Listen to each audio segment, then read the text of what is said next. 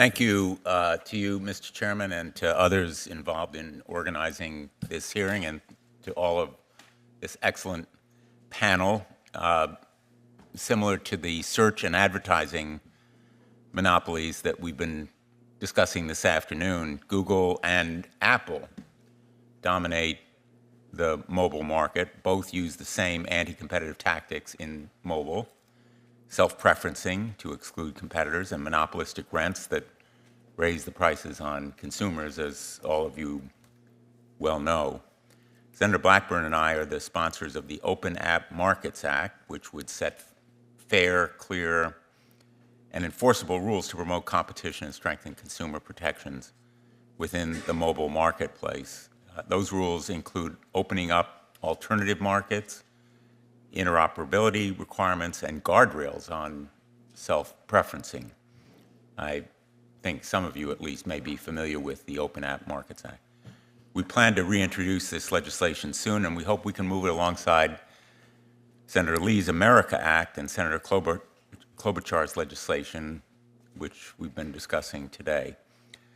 So let me ask Mr. Tan, I appreciate your testimony today with your recommendations that closely track the Open App Markets Act. Every time Congress attempts to legislate in this area, Kids Online Safety Act, COSA, or any of the other proposals we're talking about, we see millions of dollars from big tech go into lobbying, whatever it may say publicly. Oh, we welcome regulation. We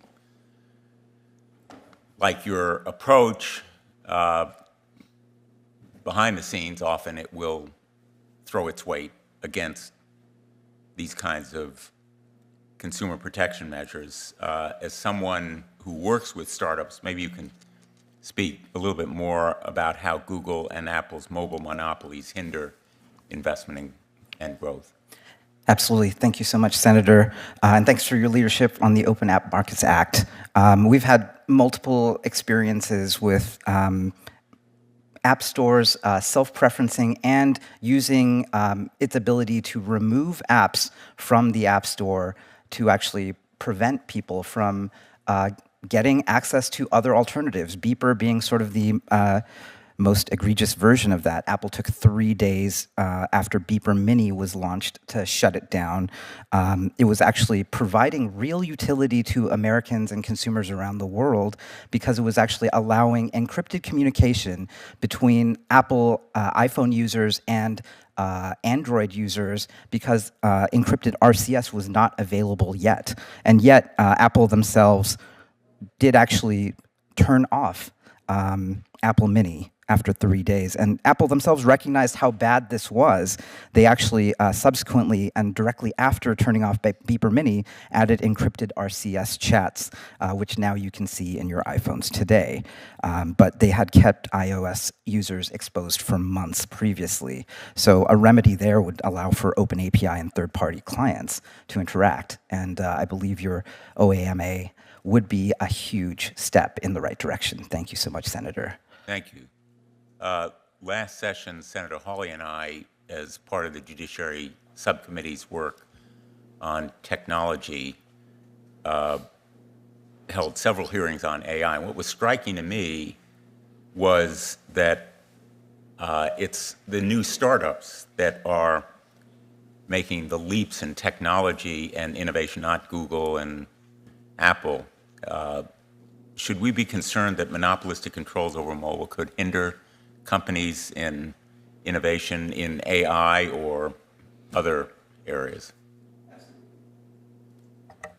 Yes, I think that there's rampant self-preferencing. People are using their existing market power, whether it is in devices or operating systems or browsers, to prevent distribution and to self-preference their own options over those of competition, and the loser is the consumer.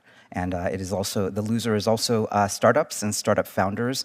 As an investor, we're not able to invest and help create prosperity where there is no access to free and open markets, and so we very much thank your efforts to protect that. The losers are consumers, the losers are startups, the losers are new businesses, the real loser is America, because we will be falling behind our competitors in the world, whether it's China or other countries. We'll be falling behind our peers in the defense sphere.